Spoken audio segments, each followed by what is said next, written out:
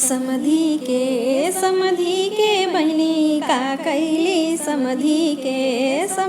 के बहिनी का कैली समधी के बागे गैली बगैचा गैली केला खैली देखलस तुरहवा भैसा नियन पसर गैली समधी के बहिनी का कैली समधी के तरकुल चढ़ली नारियर तोड़ली फिसलल पैर बंदरिया जैसन लटक गईली समधी के बहिनी का कैली समधी के बहिनी का कैली समधी के काशी गईली माला फेरली दक्षिणा में पंडित जी के संगे गईली समधी के बहिनी का कैली समधी के बहिनी का कैली समधी।